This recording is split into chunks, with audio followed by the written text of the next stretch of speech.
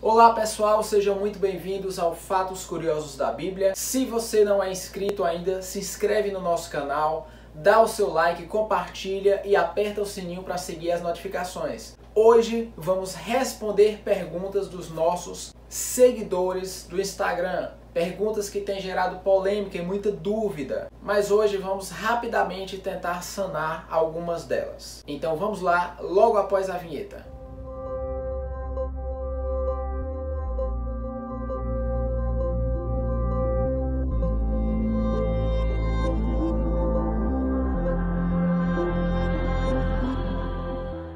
Bom, a primeira pergunta é muito simples. Qual era o espinho da carne de Paulo? Até hoje estão procurando esse espinho.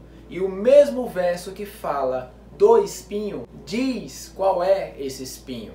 Logo depois que esse espinho foi adicionado, ele fala, a saber, um mensageiro da parte de Satanás, que foi enviado para esbofeteá-lo, a fim de que ele não se gloriasse. Eis aí o espinho. Assim como um cristão é um mensageiro de Deus, pessoas que fazem a obra de Satanás, uma delas foi enviada como mensageiro, como um anjo da parte de Satanás para feri-lo no rosto. Naquela época, uma grande humilhação seria a desonra da face. E foi isso que Paulo passou. Então, por mais que ele fizesse feitos gloriosos, ele tinha essa perseguição, tanto física quanto psicológica, que fazia com que ele não se exaltasse e permanecesse humilde como deveria estar. Próxima pergunta tem a ver com: é possível um verdadeiro convertido se desviar? Não é possível. Eu sei que você deve pensar que o texto de Hebreus 6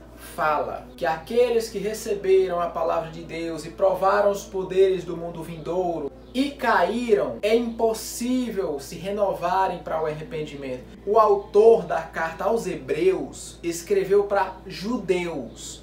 Esse contexto ele está falando com uma parte da igreja, um grupo seleto de judeus que deixaram a fé. Aparentemente tinham se convertido e deixaram a fé em Cristo, voltando a praticar as antigas obras do judaísmo, seguindo calendários judaicos, seguindo as dietas deles, voltando a sacrificar cordeiros. E o autor de Hebreus fala que isso é crucificar Cristo novamente. Aos olhos humanos, nós vemos pessoas aparentemente se convertendo e desviando, mas no mundo espiritual não é assim. O verdadeiro salvo, ele se converte, ele se transforma em uma nova criatura e jamais deixa de ser. As pessoas que visivelmente aparentam se converter e no outro dia perdem essa conversão, significa que elas nunca foram convertidas. Observe Jesus quando chega no final dos tempos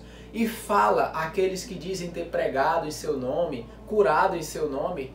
Jesus diz, eu não vos conheço, nunca os vi.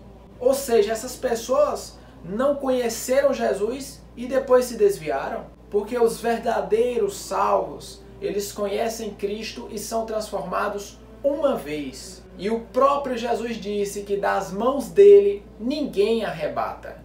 Porque é vontade do Pai que todos a qual ele deu a Cristo, nenhum se perca. E eu vou encerrar isso com um verso do próprio apóstolo João, confirmando tudo. Na primeira epístola de João, capítulo 2, verso 18 e 19, ele fala assim: filhinhos, já é a última hora. Como ouvistes que vem o anticristo, também agora já muitos anticristos têm surgido, porque conhecemos que é a última hora. E aí ele fala no verso 19: eles saíram do nosso meio, porque não eram dos nossos, pois se fossem dos nossos, teriam permanecido conosco. Porém, eles se foram, para que ficasse manifesto que nenhum deles é dos nossos. Ou seja, não existe essa de se converter e se desviar. Se houver um desvio, significa que a pessoa jamais conheceu a Cristo. Porque se fosse dos nossos, ficariam conosco.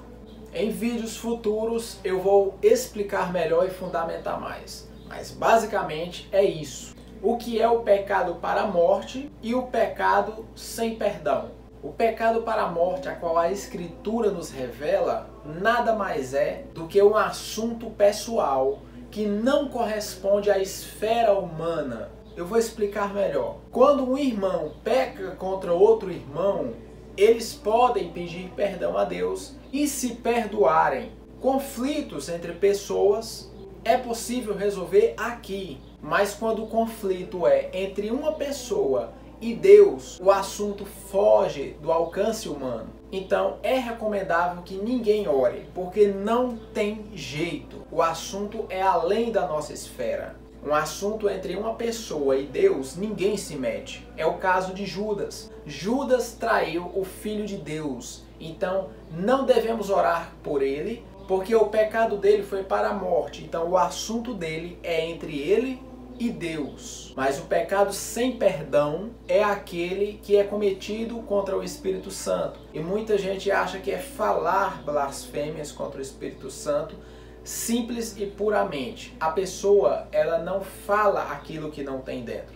Se ela expressa, ela mostra quem ela é. O problema está em que os fariseus sabiam que Cristo estava com o poder de Deus e atribuíram a ele o poder de Satanás. Colocaram algo terrivelmente profano, nomenclaturando um espírito que é santo. Isso é uma afronta direta ao próprio Deus. Não consigo entender como essas pessoas sabiam quem Jesus era e não o aceitaram. Porém, é isso que a Bíblia nos mostra e só nos resta acreditar. Em breve faremos mais vídeos explicativos e expositivos para sanar algumas dúvidas e servir também de um bom estudo teológico para todos. Hoje ficamos por aqui e nos vemos nos próximos vídeos.